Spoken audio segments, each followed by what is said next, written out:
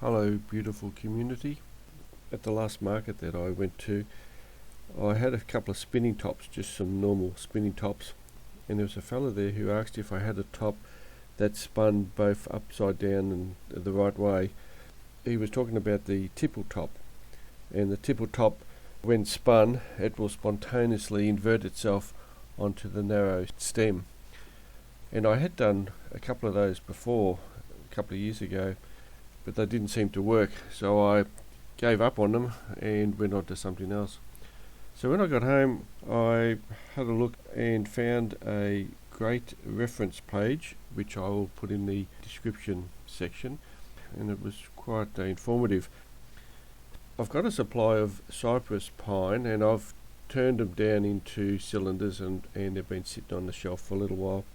And so I thought I'd use the cypress pine because they are a softer wood, and because I had a larger piece that was about 200mm long, about 8 inches long, I first turned down a normal spinning top, and I used a spindle gouge to turn the whole spinning top, and it doesn't take too long to do. It's a fairly simple top.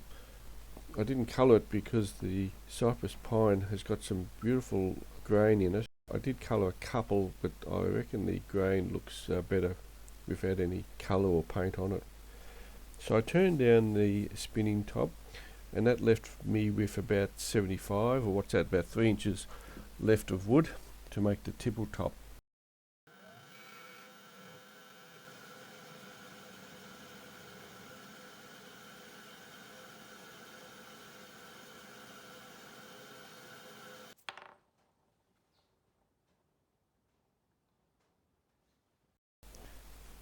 So with the tipple top, I used a couple of different spindle gouges, and I measured it down. I measured it to 40mm. I found that a 40mm tipple top is probably the ideal size. I did make some that were 50mm or 2 inch, and they would just seem to be a bit too big and a bit too bulky.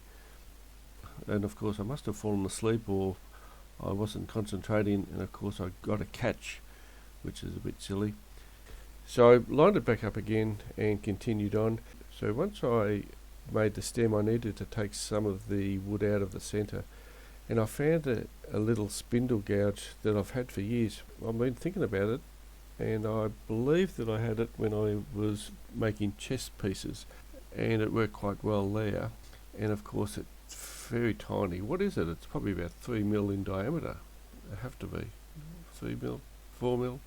It's about 3 or 4mm in diameter, and it worked fantastic. It didn't have any sharp edges on it, so it went in quite easily. There was no catches, and I hollowed out the wood very easy with that spindle gouge. So you should never chuck anything out. It always comes in handy one day. So once I did that, I cleaned it up and used a parting tool just to finish the bottom of the tipple top.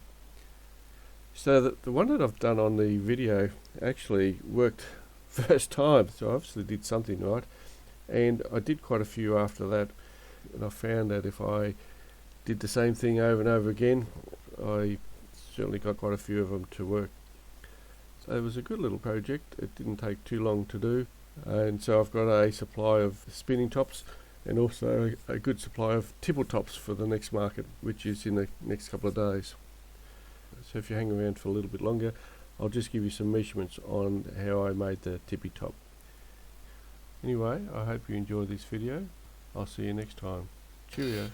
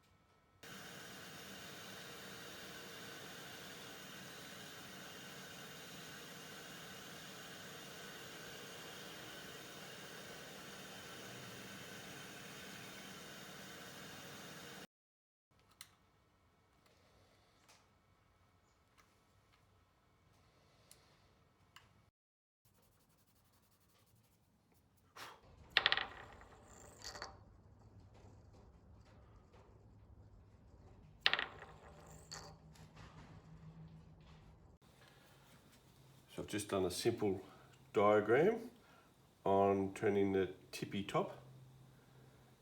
So I turn the wood so it's 40 mil in diameter. Then I cut 10 mil off to make the stem. Then I hollow out the middle, and that's 15 mil from here to here, and here's 15 mil as well. This is the center of the tippy top. Then with the stem, I just bevel the end, and it's usually concave or it's straight, just there. So most of the ones I've done are 40 mil, and then I've done a couple that are 50 mil, but they don't work as well. The 40 mil seems to work quite nicely. And I've done a couple with smaller stems, and then I've done some with bigger stems as well. I found the 10 mil ones work the best.